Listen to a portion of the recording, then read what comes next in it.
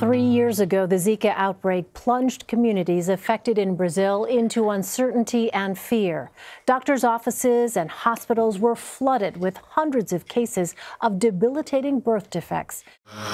Exterminators sprayed the streets with plumes of mosquito poison, and expectant mothers feared for the health of their unborn children.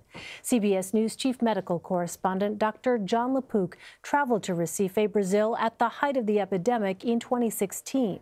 Here's a look at one of his reports. It's a search and destroy mission by government workers. Each morning, teams of Army and health workers target neighborhoods in the city of Recife, looking to kill mosquitoes that may carry the Zika virus. Recife is the epicenter of an explosion of microcephaly, an abnormally small head at birth linked to the infection. Each pin is a notified case of microcephaly. Dr. Zailson Correa heads up the city's health department. We are expecting now is reduce the population of mosquito to see less Zika infection in 2016 and hopefully less microcephaly cases later on. There are 72,000 homes in this district alone, and officials follow up every 2 months. 30-year-old Silvania Borges is pregnant with her 4th child. A worker added a chemical to kill mosquito larvae in a water storage tank at her house. The majority of breeding of this species of mosquito occurs in people's homes. What are you doing at home to lower your chance of getting bitten by a mosquito?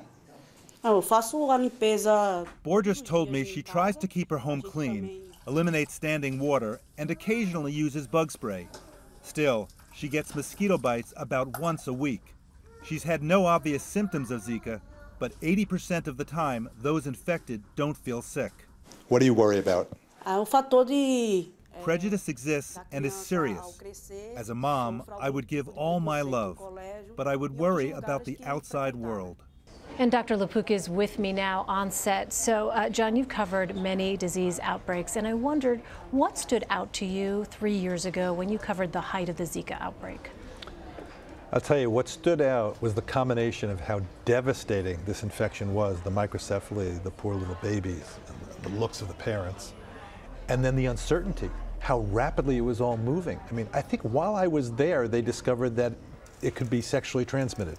The first time a mosquito-borne illness was found to cause a birth defect, and that it could be sexually transmitted. So, I mean, this was moving every day. There was a new thing that was happening, a new problem. We said, oh, it turns out that it can cause problems with your eyesight. Well, we didn't know that.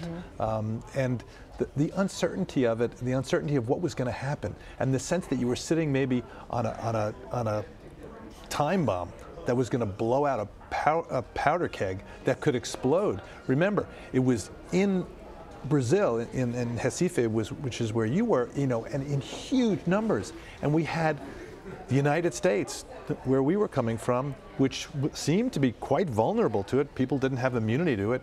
And what was going to stop this infection from traveling up to the United States? It seemed logical that it would. Yeah. Well, it trickled up there, and there were a lot of travel cases, but it never really spread to the United States the way it might have. And one of the reasons, and public health people like the CDC and Tony Fauci and others said, you know what, our whole situation up in the United States was not as conducive to Zika being spread rapidly as in places like Brazil. We had air conditioning, we had a true winter with a chance for the mosquitoes to die, and there were public health efforts to try to decrease things like freestanding water. There was mosquito spraying, but still, to me, what stood out was the uncertainty. What is going to happen next? When I was there, it was at its peak. And when you talk about the mothers, I will never forget the mother who said to me that there was a stigma, that pushing her baby down the street in a carriage, there were all these looks and whispers,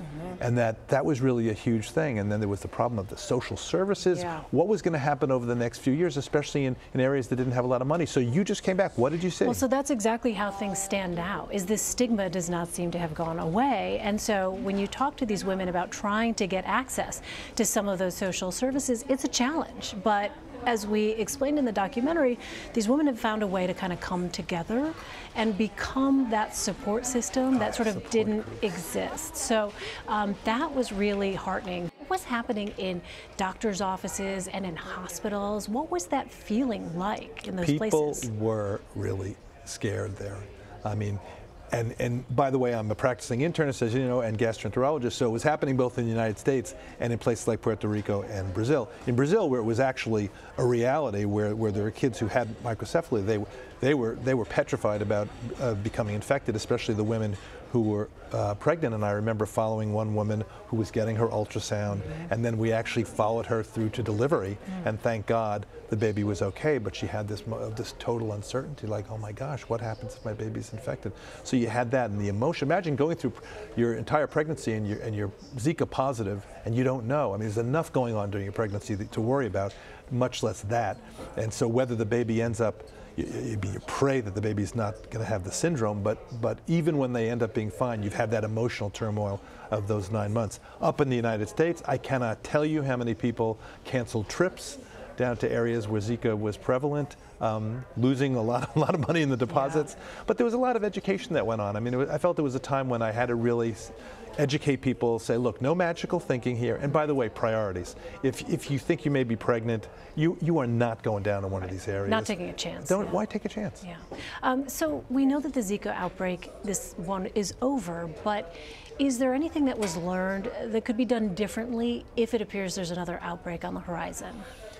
I think we are getting better and better at mobilizing. I mean, and that was exemplified by Tony Fauci's group at the NIH. I mean, they had a vaccine against West Nile that they just sort of reconfigured to quickly. They took out the part that was West Nile. They threw in the part in the plasmid and the gene for Zika, and boom, they had in months instead of years. They had a vaccine, and I was there the day that they went to find out whether it was actually generating antibodies in a volunteer. We followed a volunteer, and there was this amazing moment where this tube was going to either turn blue if it worked, if it had the antibodies, or not.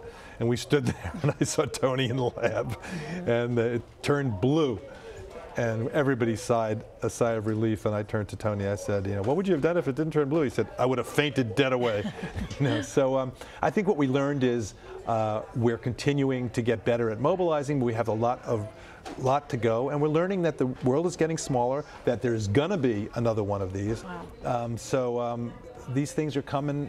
They're going to keep on coming. There's Lassa fever. There are all sorts of deadly viruses, and we have to just be on the lookout for that, for viruses, for other infections, parasites, because the world is so small now. It's not a place anymore where there's an infection across the world and it's them. Yeah. It's us too. All right, Dr. Jon LaPook. Jon, thank you.